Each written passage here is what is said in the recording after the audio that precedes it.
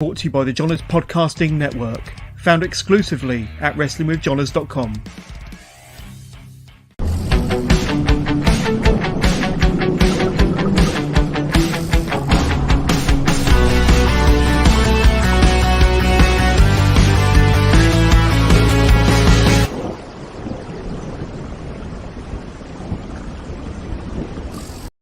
Hello and welcome to another live episode of Wrestling with Johners, part of the Johners Podcasting Network. This is episode 246. Can you believe it? We're getting ever closer to 250 episodes, and we'll be announcing our special guest for episode 250 very, very soon. But today, I've got an awesome guest live for a Tuesday evening. It doesn't get better than the winner of the PCW Road to Glory tournament winner and the number one contender for the PCW Heavyweight Championship happening this coming Saturday. We're going to talk all about that.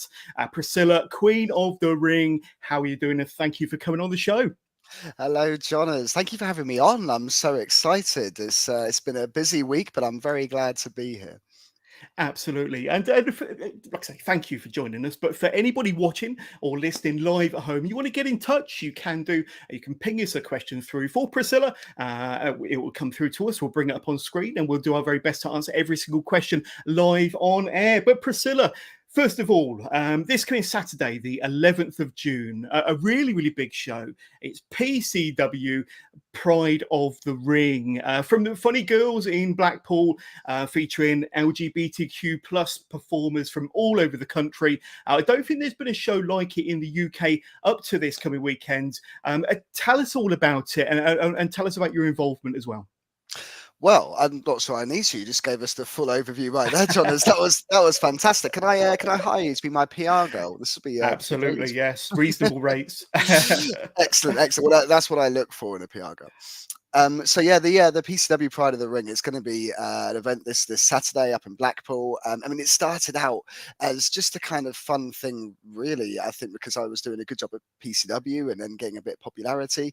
But recently, we opened it up to more and more people in the community and got involved with lots of young LGBTQIA plus performers. We have people coming from all over the country now to put on an LGBT-led wrestling show. As you say, it's the first time we've ever had this in the country. We've had a few attempts at doing some Pride themed wrestling shows, which unfortunately for whatever reason fell to the wayside. But now, yeah, we're less than a week away and we're about to, for the first time ever, have a bunch of rainbow clad alphabet wrestling warriors all under the same house, all performing for a live audience. And I'm so excited. I mean, previously, none of us have ever even really been in the ring, even in the room together too much, because most of us are just essentially given one spot on a show. It's quite hard for us to share spots historically.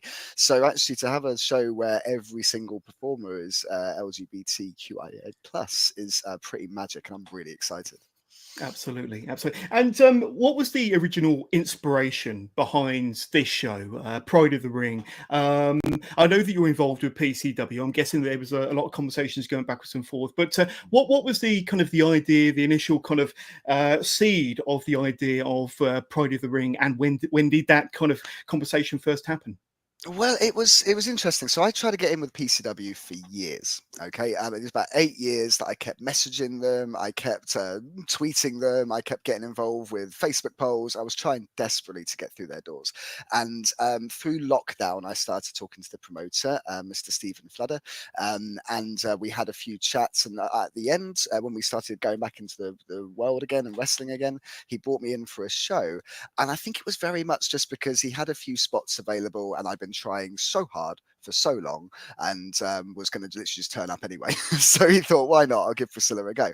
But the crowd, the people up there have just responded so well. It's been really magic. And I very much feel like my career has actually sprung forth ever since lockdown. I'm in my best years now. And the response we've been getting have been magic. So we immediately started talking about capitalizing on it, taking it to Blackpool, taking it to Funny Girls. But it's only when Stephen saw how few opportunities the LGBT scene get to really showcase what they can do, that he thought, actually, let's give a proper environment where we've got the audience coming anyway. Let's give them the full show and give people a spotlight and give them a chance. Yeah, absolutely. And why do you think, I know you touched on it earlier, but why do you think there's not been a show like this before, and why it's taken so long to have a Pride themed wrestling show happen in the UK? Because there's been shows like this for many years over in the States, Mm. but this is, I believe, the first ever in the UK. And why do you think it's taken so long? I would imagine a large part of it is because we didn't actually know there was so many people around. Good point. Good point. We're all stuck in our own little environments and vacuums in wrestling, and it's very much a case of the people that you see when you go to a wrestling show, and those are the performers you're aware of. You don't know about the people down the road, and it's the same for us wrestlers. We talk a bit online, but I think, funnily enough, during the pandemic and lockdown, when Yeah. everyone suddenly hit social media, it suddenly became less intimidating to talk to people. And I know for me, at least, talking to other LGBT performers, I wasn't talking to competitors for once. I was talking to people who were also going through lockdown. We all got to know each other. We all bonded really well. And it's created a really magical community within the community. So I think that's a large reason for it, because we're actually all on each other's radars. And now working together, it's really brought out something special. Absolutely. Well, let's have a look at some of the performers and some of the matches that are going to take place Mm. this coming Saturday from Funny Girls in Blackpool.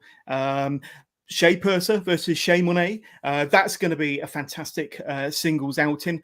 Give us a bit of a glimpse into these two individuals, and what sort of a match do you think we're going to get from these two? Well, spoiler alert, I can tell you right now that Shay is going to slay. I'm not sure which one, but one of them's going to walk out One with of a win. them will. Yeah. So I'm so excited for this because Shay Monet has brought LGBT open characters to WWE. Now we've had performers who do LGBT characters who are openly straight, and we've had openly gay wrestling performers who have performed as a more kind of generic wrestler, whereas Shay is the first openly LGBTQIA plus performer to go out there and really throw that as their personality, and they have been killing it for this last year on the network. And Shea Purser has got some of the most devastating strikes. I mean, both of them are great at kicks, so it's going to be a heavy hitting, teeth getting knocked out kind of brawl. It's going to be good fun. Awesome. Sounds like my type of match. And this one here, you got Sassy Bear Clarence, Riley Andrews versus the Models. I'm a huge fan of tag team wrestling. Anybody that's Mm. listened to me for more than 5 minutes on this podcast will know that I love tag team wrestling. So this match is going to be right up my street, and one that I'm definitely looking forward to. But tell us a bit about that match and those individuals involved. So excited for this. So there's a tag team titles on the line for a start, and it's Riley and Sassy's Ah, debut. So it's a yeah. great opportunity for them. It might be a case that they walk in and get themselves a more permanent job than Joey and Danny. So it's a bit of pride going on, but there's also some work opportunities behind it as well. Riley and Sassy have been lighting up social media for a couple of years now. They are both fantastic queer performers who wear their personalities on their sleeves. Sassy is hilarious, throws people around at nobody's business. Riley, quick, fast, innovative style, and they're going up against the Models, who are staples of British wrestling. They've been PCW Tag Team champs several times. They only just recently won the belts back, so they're going to be fighting hard to defend them. I'm really interested to see where this one goes. I know it's not going to stop. It's going to be very busy. I know that.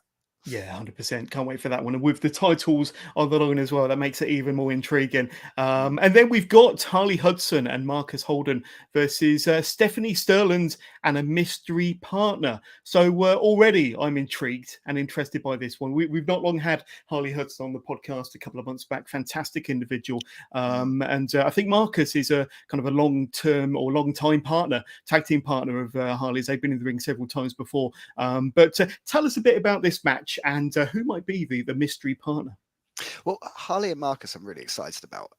They are a tag team. When we first opened up the show, I actually got a lot of messages asking if they're going to be getting opportunities to team up. So I was thrilled when we brought them in. Both of them have been knocking down doors for some time, but Stephanie Sterling, our lovely resident import from the US, has been blowing people away ever since she came over here. So they have been like, well, they're just one of the most famous wrestlers in the queer community. So I can't wait to have Stephanie down to bring their very unique brand of pro wrestling.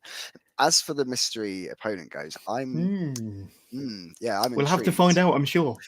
Yeah. So there's been a few applications from some of the queens from Funny Girls who thought they'd get involved, but I said to them, I'm not having anyone who looks better than me in makeup on the show. So I've had to veto a few of them. We'll have to see who's going to turn up and team up with Stephanie. But to be fair, they're a monster. Stephanie could take on both of them if they wanted to.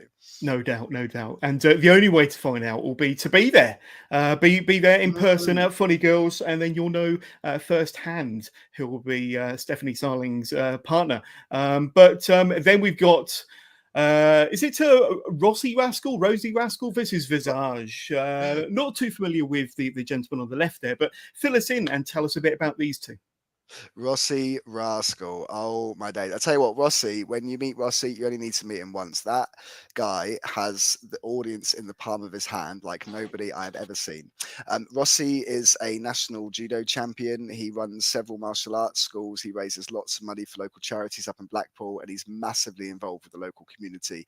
He's like a 7th Dan black belt in about 8 martial arts, and the guy is the most chiseled, got the best smile with the whitest teeth and the cutest dimples you've ever seen.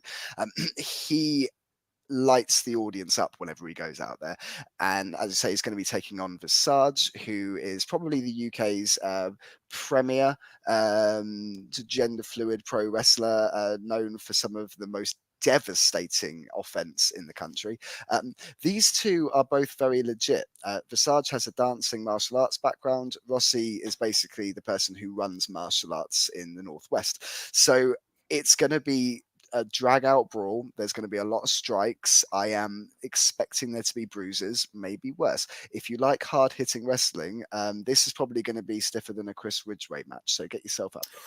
Oh, and having seen Chris Ridgway at Super Strong Style this past weekend, I know how hard he can kick. I could feel it. I could feel it from my seat. Your teeth reverberate when you watch him just get in the ring, let alone kick someone. But I can tell you though, Visage and Rossi Rascal, they're going to be going for it. No doubt, no doubt. And then we got this one here. Oh. Sheikh El Sham, the current PCW Heavyweight Champion, going up against Priscilla, our very own Priscilla, in the main event, Pride of the Ring from Funny Girls on June the 11th. This is going to be great. You said earlier that you broke into PCW last year. You're finally there. You were the Road to Glory tournament winner a couple of months back, which essentially earned you a #1 contender's place. And you're taking that shot. You're taking your chance. You're cashing in this coming Sunday against the PCW Heavyweight Champion, the main man. So you must be excited, a great opportunity. And you could walk away as the PCW World Champ. I know. What have I bitten off? Have you seen the size of Sheikh? He's absolutely... Sheikh El Sham's another performer who's on the network regularly. You can check him out at ICW, and he is going to batter me. That I know for sure. I'm really looking forward to it. As you say, I've been working for PCW for... I've been working to get in there for 8 years. Been working there now for a year. And it has been the most electric year for me, wrestling-wise, I've ever had.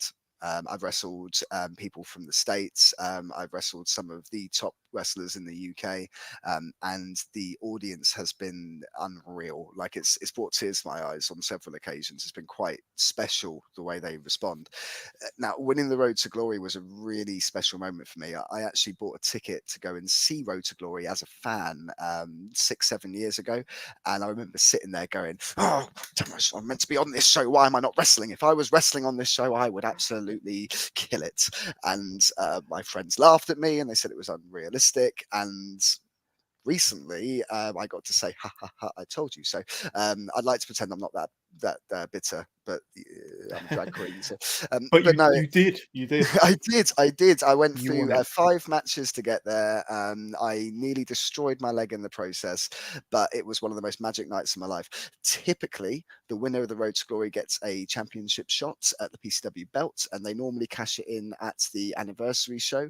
But as we were getting so much response for this upcoming weekend, and it looks like it's going to be a sellout, I will say now we've only got about 50 tickets left. So if this sounds like you're up your alley, you should be getting a ticket probably while you're watching this. Jump onto the PCW site before they're gone.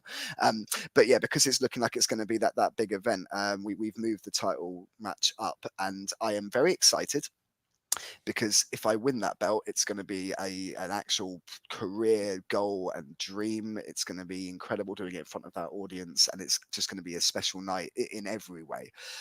But in order to do it, I've got to get through one of the biggest, scariest guys in British wrestling. I'm very small, very light. I get thrown around very easily. We'll have to see how this goes, but I'm going to give it everything I've got to walk away with that belt. I'll tell you now. Absolutely, absolutely. I'm sure you'll have the crowd support in Funny Girls as well.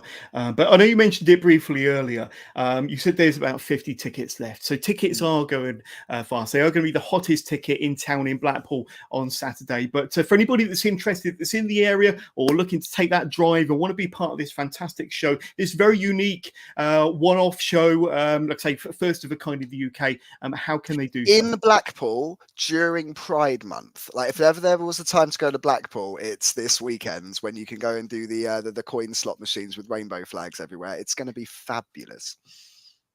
Yeah, absolutely, absolutely. And just go to the PCW website. The description to that, or the link to that, will be in the description to this podcast. So click in that and do yourself a favour. It's a no-brainer. You've got to be there on Saturday. But absolutely, and we have had questions come through already live, asking you about your Priscilla character. And I want to hold off a little bit. So for those that sent in those questions, just keep, like I say, stay tuned. Don't go anywhere. Don't even make a cup of tea. Don't put EastEnders on or anything like that. Stay with us. It's myself and Priscilla, Queen of the Ring, for the next half an hour, 45 minutes or so. But we will get to them questions very, very soon. So let's see where we're at. So do you think, obviously we got to see how successful the show is, and obviously we've hyped it up, not many tickets left to sell, Priscilla, but do you think that this could potentially become an annual event, or would you like to do kind of regular LGBTQ plus shows in the future? What's your kind of vision for this going forward after this coming weekend? I do like the ring of Priscilla Presents a Night of Pro Wrestling. I'm not going to lie. I'm not going to lie. It's branding that, it's potential. And, you know, that way I can present and I don't have to worry about my back as much because I'm an old queen these days. No, I don't. This has been an exhausting couple of weeks. Like, I've never done promoting before, and it's my first step into it. Not that I'm even doing much of it, and it is very full on. I would love to take this on the road if we get a good response. It'd be amazing to. I mean, we haven't been able to include everyone that I would have liked to. It's been really cool to be able to do some shows around the south. There is clearly a massive audience for this. It's not just Blackpool. There are people coming from all around the country to come and see it. So it makes sense to take it to London, take it to Birmingham, take it to all the major cities, really. However, she's one queen, and there's only so many hours in the day. So we've got to get through this week first. If everything goes well, it will certainly be an annual event. Who knows? You know, if there's demand, drop us a message. Let us know. Absolutely, yeah. Or comment on, to this podcast, whether you're watching it live, listening to the audio version or the YouTube version. Drop us a comment. I'll pass all the comments and all the feedback and all the interest to Priscilla, and hopefully we can make this at least an annual thing. But it'll be lovely to see Priscilla on tour and do this all over the country. Without risking your back at all. Yeah, get the big old pink bus. That'll be fabulous. I'm just the face on the poster to get people in. I don't do wrestling. I'm just there. Yeah. So I've got a question regarding the LGBTQ plus wrestling scene in the UK now. Okay. You said that it's kind of getting bigger, it's thriving. You didn't know until probably the last couple of years that there was so many within that community that wrestle and that can put on such a great show that's happening at Funny Girls in Blackpool on Saturday. But how would you compare the LGBTQ plus wrestling scene now to when you first started all them years ago? What was there such a wrestling scene? LGBT scene? I'm sure it's like night and day, but I mean, obviously, tell us about the comparisons. Okay, so the reality when I started in wrestling, it was working class, very very angry men who are like, you're in my room, what are you doing here? You got to be like me, otherwise I want you out of it. And that's not to say there's anything wrong with that. It's very much the way the country was in the late 90s, but that's the reality of what we're working with. And the wrestling scene is about 10 years behind normal society. So when I started in wrestling, there was one person who was openly bisexual, but even that was not something we talked about. It was just a fact that got passed around and everyone went, oh, don't talk about it. When I came out as bi, lots of people, well, I'm going to use the right words here. They warned me about the ways other people would react. And I wouldn't say I received too much bi or homophobia directly, but almost everyone were like, I'm okay with it, but you shouldn't tell people because people will assault you if they find out. And there was like this collective concern that, oh, everyone was fine with it, but they're all worried about how everyone else would take it. And people used to tell me for a long time, stop being so effeminate, stop being so camp. And like, yeah, it was quite a struggle. I myself just decided to turn that weakness into a strength with Priscilla, but it's taken a long time for other people to kind of come forward. I feel like a large part of it is the latest generations coming through. They're coming through with a background of more acceptance. They're coming from a world that's just accepts it in more day to day. So I think the latest generation of wrestlers just have refused to stay quiet on it, and I'm really pleased because it's changed the atmosphere altogether and allowed a lot of us who've been around a bit longer be a bit more confident about our own sexuality. So it's been useful both ways, but it's definitely the new generation and their wild and crazy ideas with their RuPaul's Drag Race on TV don't know any better, and I'm so glad. Yeah, 100%. Like you say, it's like night and day, and Yeah, you know, I'm glad that you answered that question honestly, and I don't feel so much of a fool for asking it now. But like I say, obviously, back in the day, 20 years ago, like I say, it was like a different world entirely, and now we're putting on events, Pride themed wrestling events, and many more I to will come, I'm say, sure. I think it's very worth saying to the old school that I actually found the old schoolers, the ones who run shows, were very much the ones who first gave me the opportunity. The people more kind of my age group were much more concerned about what was going to happen, whereas it was people like WAW, like the Knight family, who everyone look as very, very old school. You know, they saw the marketability in it. They gave me an opportunity, and they've actually encouraged a lot of their trainees to be open. I'd like to think I was involved with that.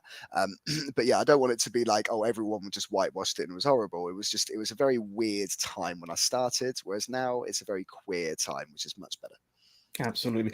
We're going to continue talking, but I do need to throw a quick plug to our sponsors. They're very excellent 1310 Apparel, who not only sponsor this very podcast, Wrestling with Johners, but the Johners Podcasting Network, who have over 50 wrestling-related podcasts and YouTube channels with hosts and content creators from all over the world, including this very show, of course. And if you head over to 1310's Wrestle Merch Central store, you can see their full range of apparel, including t-shirts, hoodies, beanies and caps from their hardcore range, their lucha range, and of course their more traditional 1310 apparel and Four Corners t-shirts, hoodies, beanies, apparel, a wide range of fantastic stuff there. And if you head over to the Wrestle Merch Central store today, you can see the exclusive 1310 Heidi Katrina t-shirt there, which is out now. And as a viewer and a listener to Wrestling with Johners, you could take advantage of our deal with 1310 by heading over to their Wrestle Merch Central store and, like I say, take advantage of all that fantastic swag and apparel that I've just shown you there, plus so much more when you go to the website,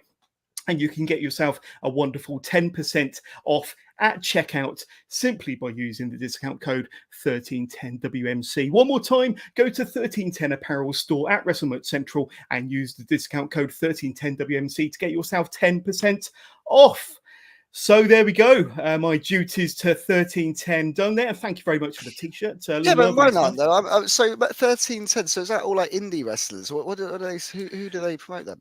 So they actually provide gear and sponsor stars such as Chris Ridgway, Heidi Katrina, all of Oh, Northwest Strong and Rio, and so many performers all over the UK. Yes, oh yeah, besides. because I saw Chris Ridgway's T-shirt at a show the other day and was thinking That's it looked right. really, really It's cool. got the four corners emblem there, but Sky Smithson as well, and like I say, so Oh, many I love fantastic Sky. Okay, performers. so you're going to send me their details afterwards because 1310. I don't know why you haven't already reached out to me. This is a shocking because you still don't have the great Priscilla T-shirt on your range yet. And as you can see, it's the best T-shirt in the wrestling There's business. got to be a collaboration happening there, hasn't there? There's got to be a collaboration. Absolutely, we need 1310 and Priscilla, bitch.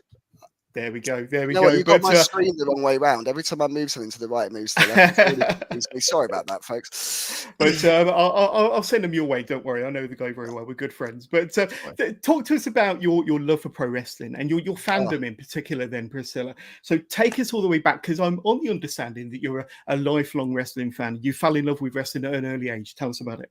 yeah, the first time I ever saw wrestling, I was so obsessed with it. I feel like most people, when they first watch wrestling, they either go it's their thing or it's not their thing. For me, I went, that's the job I'm going to do for the rest of my life. I saw it instantly. Bit of WCW when I was about, I don't know, 10 years old on TV, and it was just an instant love.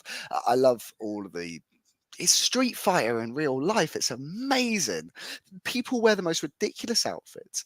They are put on these incredible characters, and they go and fight each other for your entertainment week after week, night after night, and it's just such a colourful display of just random stuff happening. When I first started watching wrestling, I was really into all the characters, the Rikishis, the Godfathers. Oh, my dad used to laugh away at 10-year-old Ollie going, yeah, I'm a pimp. I had no idea what I was chatting Get about. on the home train. In retrospect, looking back now, I find it all horrendously offensive. But at the time, I was totally into all the neon colours and Kane coming out in his mask and choke slamming people. And so, the first opportunity I had to get into wrestling, but that was an interesting experience in itself because it's very cool when you're a wrestler to like cool wrestling like it is very much when you start any job or do training, you very much kind of have to fit in with the crowd, and the crowd is often really into scientific wrestling. So here's me going from loving all these colors and the Hulk Hogan's and John Cena's and going, oh, okay, right, I need to really straighten my bootlaces and get down and dirty and learn. And that was the same time when Ring of Honor had just started. So I was watching Ring of Honor when it first came out. Sonny Jim. I was watching like the Daniel Bryan's, the AJ Styles, the CM Punk's, Samoa Joe's, just killing it in these tiny venues, having 40-minute matches. So for almost 10 years, that's the kind of stuff that I was trying to emulate. But for me, it's always been the colours, and it's always been the silly characters. The larger than life characters. I'm probably going to get cancelled for my following statement, but one of my all-time favorite wrestlers is Hulk Hogan, and funnily enough, that love has grown over the years. I used to hate him as a child. I when I first started watching wrestling was the round about 99 2000 when Hogan was in the absolute I don't care part of his career, Yeah. and so that was my experience with a lot of, especially like WCW people.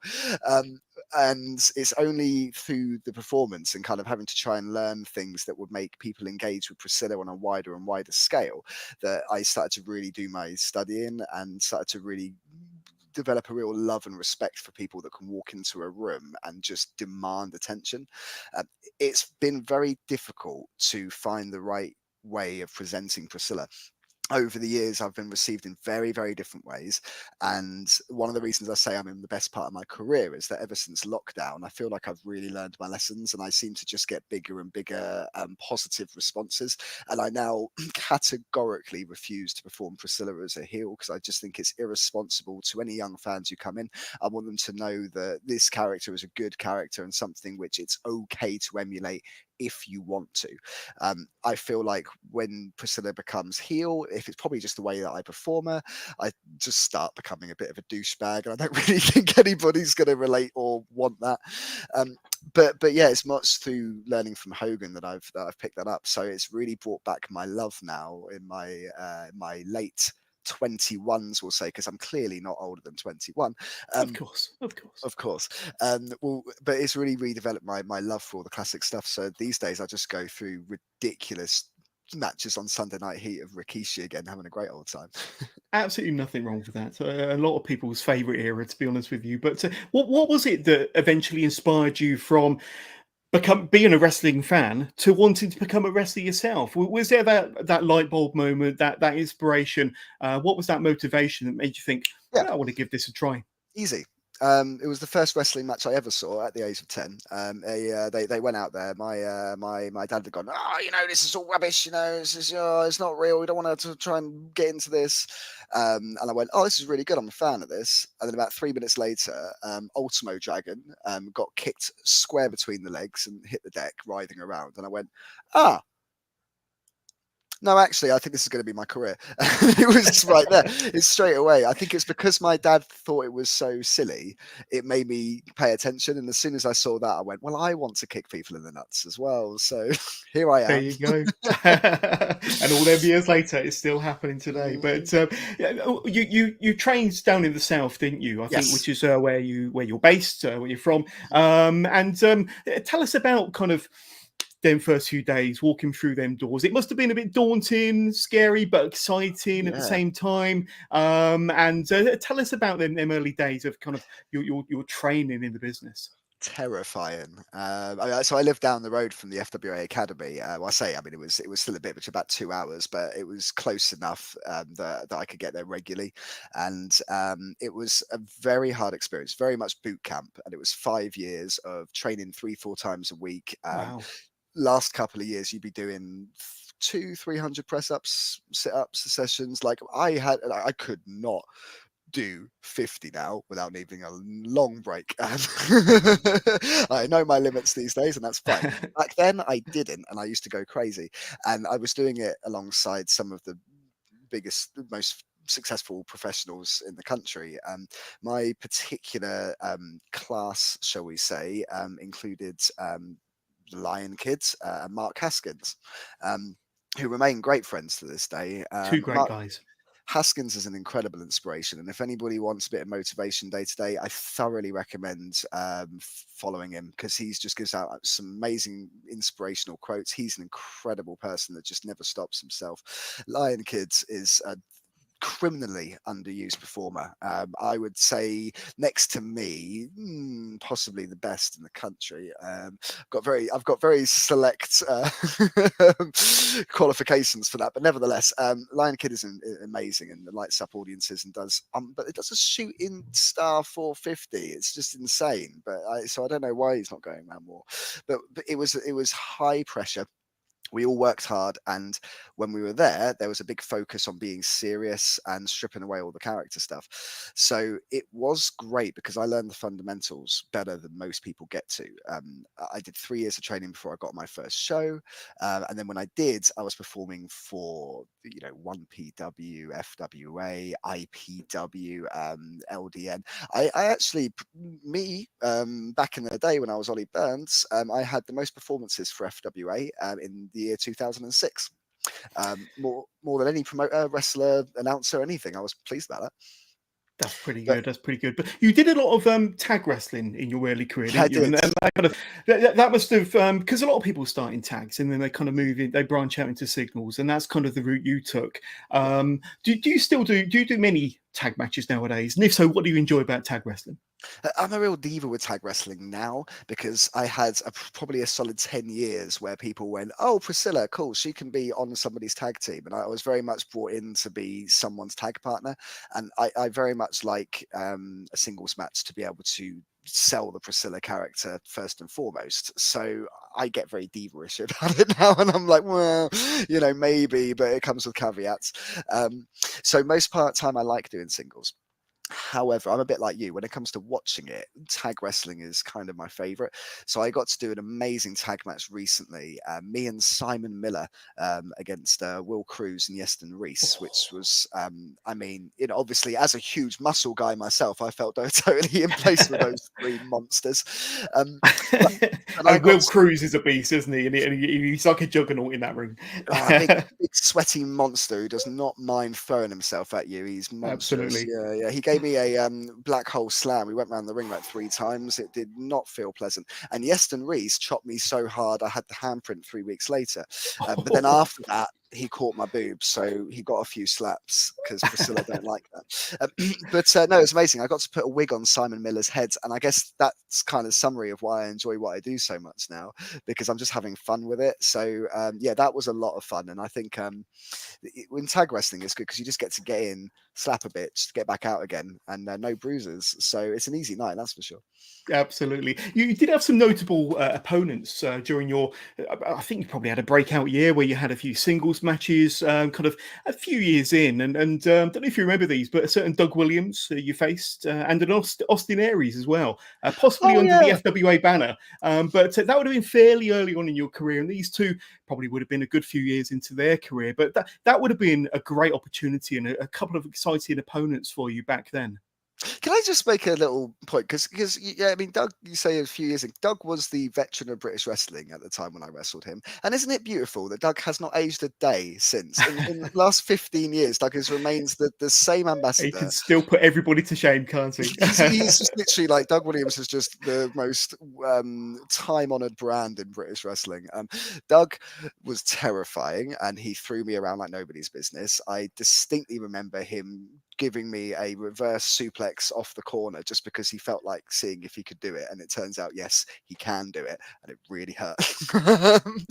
And then on the other side there was Austin Aries, which okay, I don't like to toot my own horn, but toot toot. I beat Austin Aries because Austin's my bitch. So anytime you want that rematch, darling, you're welcome to it. But no, that was incredible. I was wrestling Austin when his first tour over in the UK. It was his first night. I was the first Brit that he wrestled. I was terrified. I must have been like 17, and I bet he took one look at me and went, oh my God, it's going to be a long shift. But we had a good, fun little match. And you know what? He spent so much time afterwards giving me advice. And then over the following week, we hung out a few times, and I got McDonald's with Austin Aries, which is still one of my career highlights. Not that any of us ate any, we just got green teas because we care about our bodies, obviously. But nonetheless, yeah, it was really cool. And he spent a lot of time working with me, and he actually suggested add a lot of character. He went, you need some gimmick, kid. If you've got a gimmick, you've got something for people to get behind. And now I wear full drag wigs and fake tits on wrestling shows. So that's entirely Austin Aries' fault. You can blame him. Oh, fantastic.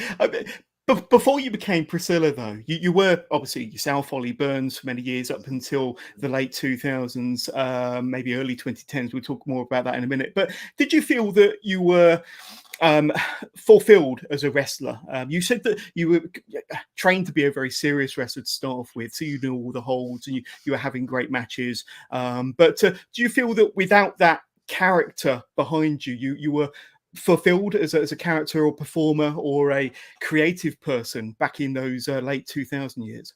No, I was a very angry, very frustrated young man up until probably about 3 weeks ago when they announced the PCW title match. If I'm honest, like you do not understand the amount of polyfiller I've had to put in to fill in these chips to these shoulders just to survive this last year with a good attitude. You know, wrestling makes a lot of people very despondent. It's a very hard game. It's like anything with social media and networking. You need to have genuine relationships with people in order to get work. Very hard to do that on a scale where you can get enough work to pay the bills.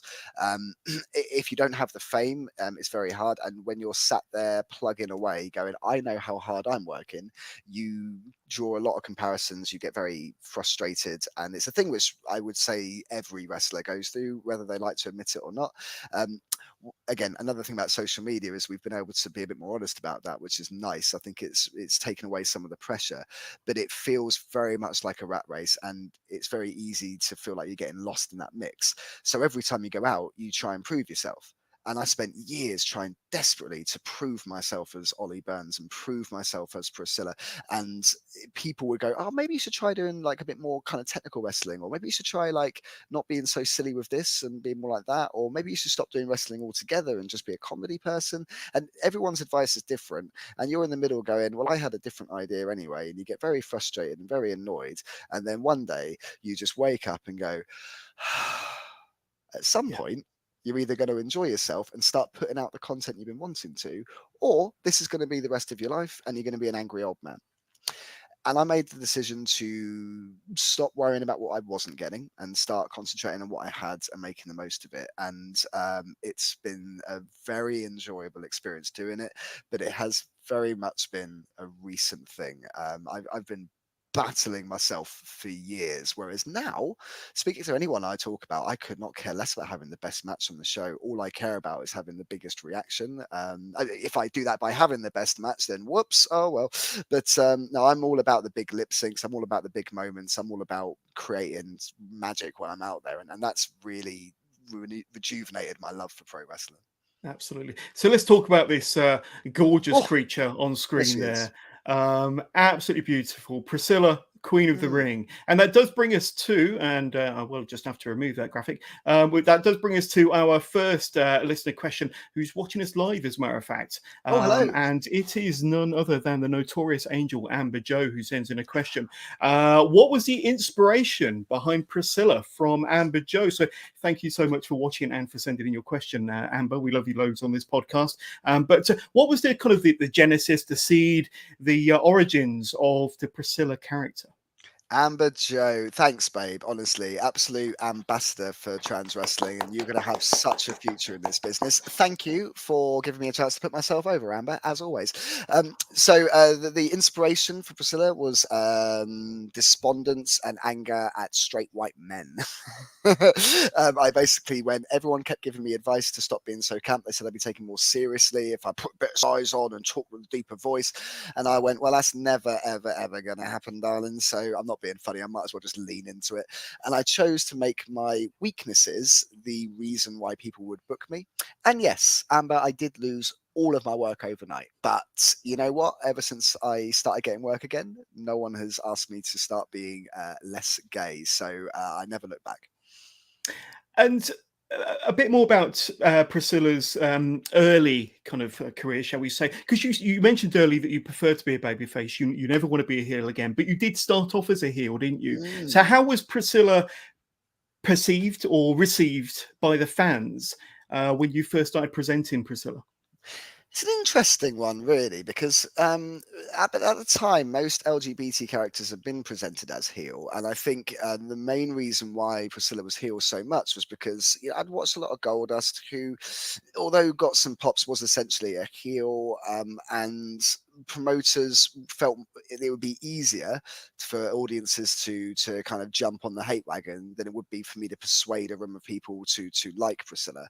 And it seemed like actually lowest common denominator, we can get people to boo for this quicker than we can get them to cheer for it. Audiences always responded with a bit of a mix. There was always people who loved Priscilla, and there was always someone's mum who got into it, or someone's kid who was quite a fan. But you could tell they felt a bit embarrassed to talk about it. So over the years, as I tried Priscilla more and more as a face, and you'd see people come out of the woodwork and run over to talk to you after a show, suddenly realised there was something a bit genuine about this. And one of the things that's become really special for me, I work for a company called Kapow, and Kapow, amazing business. They do mostly family shows all around the year. Check out their socials because they run events in all sorts of towns and they put on really fun shows.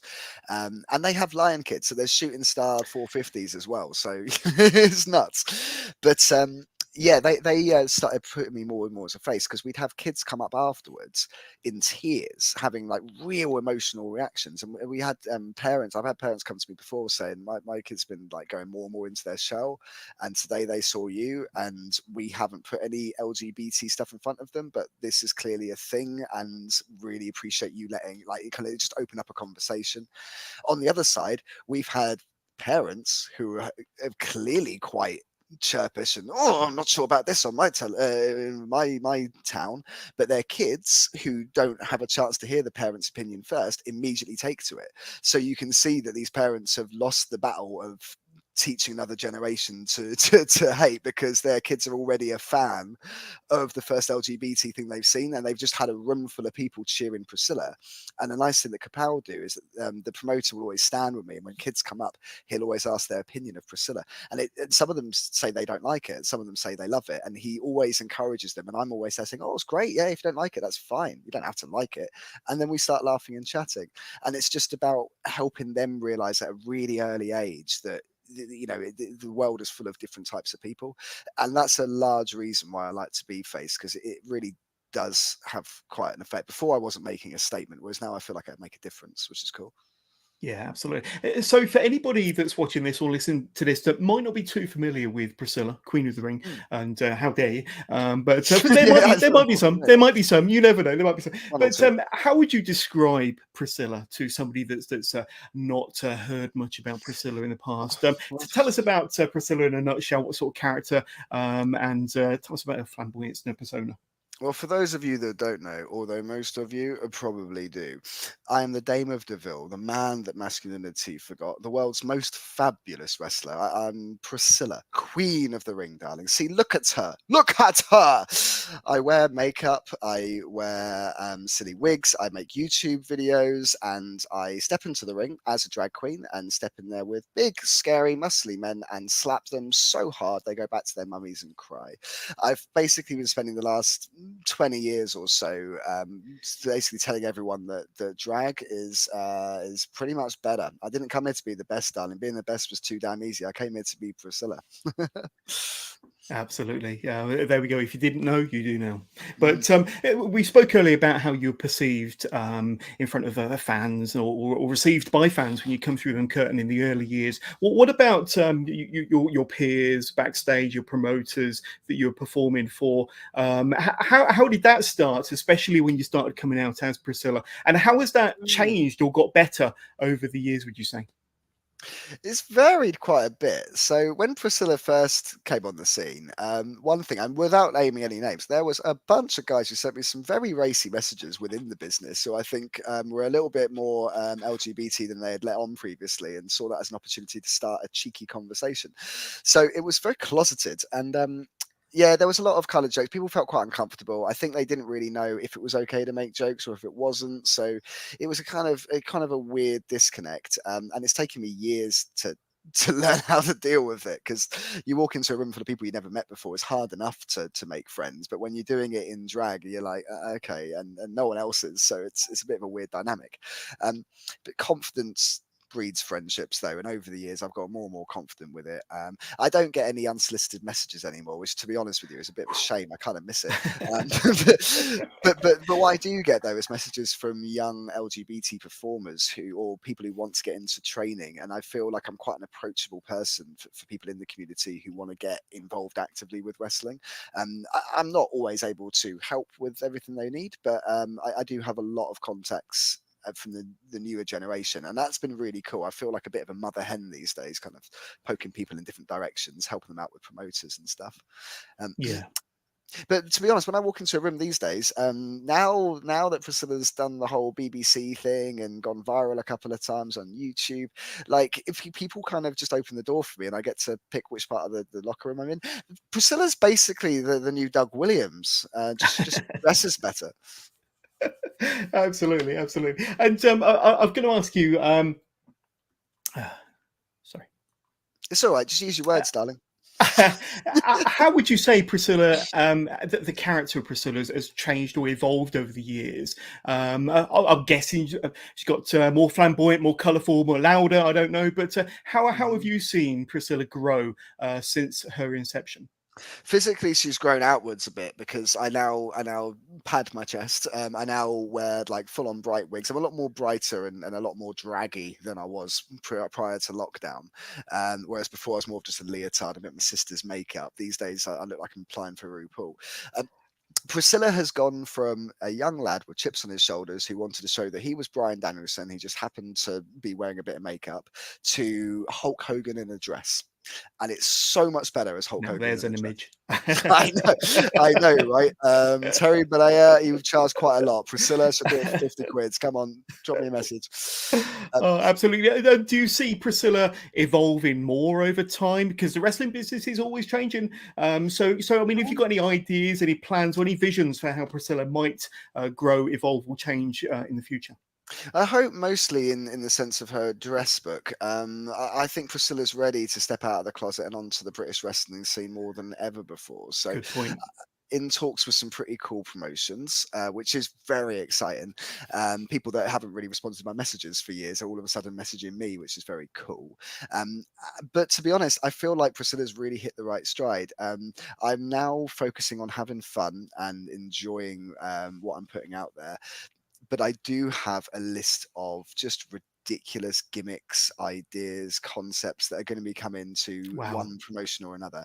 To give you an idea, I was at Rise last year at an over 18 show. I've always wanted to do a lap dance for a live audience, and I got to do a long lap dance, which involved Big Bulk from the Pitbulls lap dancing me, which was very painful because he's a big lad.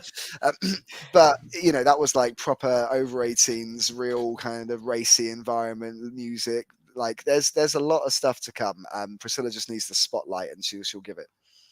100%. Now, we did have some questions come through to us Right. before we went live. So I'm going to start bringing them up now. And some people you might be familiar with. But first of all, Frankie T, good friend of the show, a wrestler and promoter himself. But what is Frankie. the one thing he has taken with him from his TNA tryout in 2014 and carried to this day? So not many people might not know that you have had a tryout with a major American promotion, TNA, a few years ago. Tell us a bit about that, and if you kind of there's any advice or things you took away from that time with TNA that you still use or demonstrate today. One of the biggest wasted opportunities in my career, and I learned the biggest, most important lesson of my career. And I'll say this now to all you budding young wrestlers out there listening: stop taking yourself so damn seriously. I went up there thinking this is the biggest job opportunity of my life. I thought if I turn up in a suit, that will really impress them. I just looked stupid, like I was trying too hard. If you watch the footage, of which made onto every week, I got on there. I got my little clip of my face on there every week, which was nice. But I did get knocked out on the first round, and essentially because I went in there so stressed, trying so hard to show Al Snow that I had something legit, that I forgot to show that I actually had Priscilla, which is the reason they brought me along. And you know, I carry this through these days. It's the same in every aspect of life. If you just enjoy yourself and put your best foot forwards, the right people will pick it up. If you worry about impressing people, you'll stress out everybody. Great advice. And we've had Aaron Betts, otherwise known as Sassy Bear Clarence, get in touch with two questions. How much do you spend on your wrestling gear? So you've got a whole range of flamboyant tops, Shady, leotards, Sassy. That everything. is shady and sassy, because Sassy Bear Clarence knows exactly where I get my gear from. Is this a loaded question? Go on. It is a loaded question, and I'm not sure I want to answer it. Okay, so this is an exclusive. Okay, and before we did this interview, John has asked me if there's anything I didn't want, anywhere I didn't want to go, and I forgot to mention this. So this is just my own fault for not mentioning everyone. But the lowdown is that I actually get most of my outfits from Wish. Wish has several Thai manufacturers of dancewear and leotards, and they just produce several lines of outfits that no wrestler could ever purchase, but I do. And I've told Sassy before to stay clear of them. And how dare you, you shady bitch! Yes, I did think, why is he asking? That's an interesting question, and thank you for giving us an answer. But part two of Sassy's question: what's your least favorite wrestling spot or sequence? Well, the International. Do you know the International, Jonas? I've heard of it. I am aware of it. I couldn't kind of run you through the sequence because I've never actually stepped inside a wrestling ring. But it's okay, so, why the International? I mean, this is the only real spot and sequence which is taught everywhere. Hence why it's called the International. And I won't give you the details because it's a wrestling secret. But if you go to any wrestling school, you'll learn it in a week. But it basically involves doing some of the most basic athletic things. And most wrestling trainers say this is the standard thing you need to be able to do in order to be at least passable for a show. It involves jumping quite high over another human being. It involves dropping down quite low at a fast space, and it involves getting thrown around and launching yourself into all sorts of bumps. And I absolutely hate it because A, I hate running, and B, I can't jump. That makes two of us. Yeah. Now, don't get me wrong. I can wrestle like nobody's business, and you put me on a card, I guarantee you, I will give you the standout match of any night that I'm on, and that's the Priscilla Promise or your money back. guaranteed. Absolutely. Well, However, go on. if you want me to run and jump, you're going to be very disappointed. Absolutely. But thank you so much, Sassy Bear or Aaron, for getting in touch there. Before we've got a couple more questions to wrap up this podcast, but one Yeah. more question for me. So, as we established earlier, you've had a long, glorious, successful career. What's been some of your proudest moments that you've had in that career so far? I've had some incredible matches. Winning Road to Glory was amazing. Early days beating Austin Aries was quite nice. Beating Cassandro El Exotico, who was one of my big inspirations midway through my career, was also quite cool. That's all on YouTube if you want to check it out. My biggest achievement, though, so this QWO t-shirt, which is available at onthegear.co.uk for anyone who's interested. Don't know if you can actually see that or not, and I'm not very good at Absolutely. showing Yeah. off the laptop. But that t-shirt I started making a few years ago, and a lovely lady, Dee, she bought one because her daughter had recently come out of the closet, and her daughter had received a fairly negative reaction from the wider family, who hadn't been outwardly against it, been very like, oh, this is quite disappointing and this is going to hold you back in life. And it made her very much introverted, and her mum was struggling in ways to communicate without just saying cheesy mum stuff. So she bought one of these t-shirts, and wore it one morning, and she said the daughter came down, burst into tears immediately. They sat down, watched a load of Priscilla stuff, and just basically spent the day just chatting about gender, sexuality, all of that.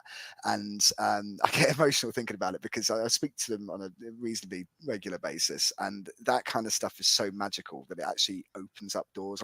I have people buy these t-shirts from like places like Zimbabwe, like places where I think, oh God, you can't wear these like outside necessarily. You might get in trouble within like the kind of cultures they're in.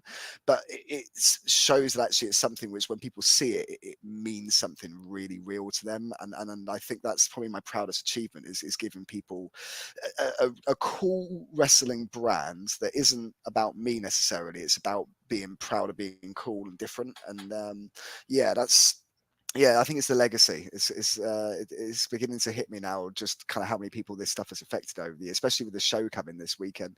And I'm just really proud of the fact that I helped kind of open up the door for other people to be open about what they do. Because in the next 20 years, wrestling is going to get really queer, and it's going to get so much better for it. It's going to be really, really cool.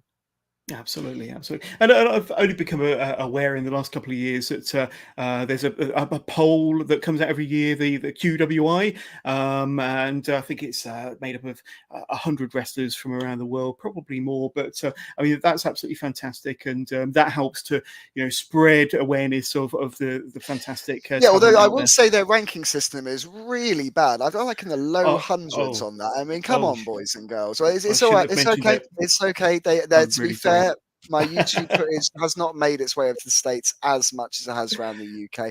But if you're listening, make sure you check them a mention, because I haven't appeared in the top 3 yet, which is her correct place. Thank you. There we go. It's got to happen. Now you've appeared on this podcast. This is quite popular Inevitable. over the other side of the Atlantic, and someone's got to be watching it, surely. Hey, But Americans, put a good word for Priscilla. another question via our Facebook friend Chris Turland. How easy or hard do you find to switch on Priscilla and switch off Ollie? And likewise, how difficult do you find coming out of that mindset? Obviously there's a big, or is there a big kind of persona change between Ollie and Priscilla? But do you find it difficult switching on Priscilla when you need to kind of get your wrestling mind together, your Priscilla head together? So I'm really grinning. I love. Hey, Chris. Chris is one of the sexiest guys that I know, and he's single right now, ladies. So drop him a message. I'll give him your deets. Priscilla is. To be honest, I had a moment where I just went, actually, if I just use all this bitterness behind and use that as the persona, then maybe that'll be funny and work, and that definitely does get a good laugh. So these days, Priscilla is pretty much just the angry version of Ollie. Yeah, it's not actually that difficult. The hardest thing is putting the makeup on. I get really panicky about getting ready for shows. The persona barely changes, because especially on show day, I get quite bitchy and grumpy, so it's ideal for Priscilla. But getting into the makeup is the thing that's the real pain, and I find that difficult because I'm me, and then I do this makeup not as often as I probably should do, so it's a bit of a graft doing that, and that takes about an hour and a half. Wow. But there we go, Chris. I hope that answers your question. And a final question. I'm going to leave it to Josh Ellis, who we spoke about earlier. So Riley Andrews going to be tagging with Sassy Bear on Saturday. Best up and coming LGBTQ performer you want to face? I'm sure Riley Andrews is probably on that list. But is there a list of 2 or 3 that you'd love to face somewhere down the line? There is, and Riley may or may not be on it. But frankly, Riley, I worked hard to get you on this show this weekend anyway, so I've already put you over enough, despite the fact that you are definitely maybe on that list. So shout out to Joshua Betteridge, who's just an unbelievable performer who's breaking down doors. Joshua is on Facebook, he's on Twitter. Check him out. That guy, he unfortunately can't make this show, which is a shame because he's got another booking, but he is one of the strongest performers in the country. I've seen him catch people out of air, throw them back up. He does like triple power bombs to guys. He's the Britain's best kept secret already. He's a mental health advocate, very open about his own struggles, very open about his sexuality, has an amazing attitude. I'm desperate to see him all over the country. He is literally one of the top 3 strongest people in the country in terms of physical strength already. It comes out with innovative moves every month, and I'm desperate to work him. So at some point I've got to get myself over to Stevenage, because that's where him and Riley and Sassy Bear are, because I feel like there's a tag match or a 4-way or something that's going to happen that's going to be quite magical when it does. Absolutely. Any more? Oh goodness! I mean, every single one of the lovelies. I mean, Amber Joe's another one. I mean, Amber's still in training at the moment. That would be a great match. Yeah, Amber's just started lighting up a few places around the country. I feel like Priscilla versus the Notorious Angel has got money on it. I'd love to work Cassius in the single. Me and Cass used to tag together at RCWA, tag champions a couple of times. Yeah, of course. Just an adorable performer in general. I love Cass.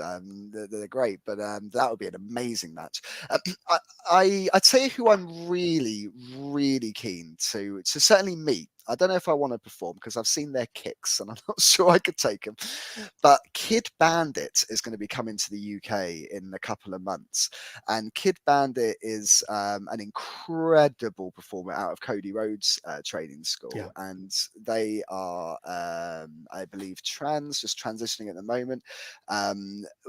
Absolutely stunning. They present with this kind of anime look all the time, which is inhuman, and no human being should be able to achieve that level of beauty. But Kid Bandit is incredible. Also, Kid Bandit's one of those people that they put the little bubbles on to record when they're doing martial arts computer games, because they can flip and kick and spin. The motion capture, Yeah, for about 2 months, they're going to be in the UK and putting on, I don't want to say the best queer wrestling because Priscilla's going to be here, but the second best queer character, certainly the world's most famous. So I'm going to get to meet them at PCW. I'm hoping to meet them at other shows as well. Kid Bandit is incredible. If any promoter out there wants to see a match that is going to sell a place out and give you something genuinely different that will probably never be done again, Priscilla versus Kid Bandit, drop me a message.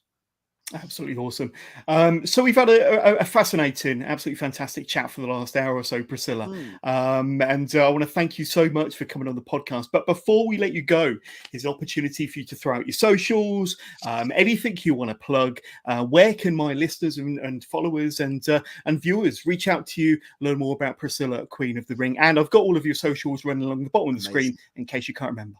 I must appreciate it, but I never remember my socials. I love a good plug. Right, so 3 points to remember. First of all, you can find me on social media at Priscilla QOTR. That's QOTR, like Queen of the Ring, or like Couture. It's Priscilla. But either way, you'll find me at Priscilla QOTR on Instagram, Twitter, Facebook. If you want to buy yourself a nice cool t-shirt, get yourself a little gift for the missus, whatever you want to do, then QWO. Oh god, I'm really bad at showing this on the camera. That's all right. I've got some slides. There we go, even better. Yep, you can get these lovely beauties, the Blue Balls Order T-shirt for those in October, as well as your QWO T-shirts for everyone else. And they're at onthegear.co.uk. There you go. That's a shot from that lap dance. There you go. And then finally, of course, we've got the show this weekend, Saturday the 11th, Blackpool Funny Girls. It's a 2 p.m. start, nice afternoon show. Got nearly sold out already. Jump onto the PCW website or the Facebook site now to get those last tickets. It's going to be the biggest, queerest wrestling party the UK has ever had, and we'd love to have you be there. There we go. Well, Priscilla, Queen of the Ring, best of luck with your PCW title shot over the weekend against Sheikh El Sham. I'll be eagerly listening to reports and watching the internet to see how you get on. I can't wait to see the match back. But I want to thank you so much for your time, and thank you for being a wonderful guest.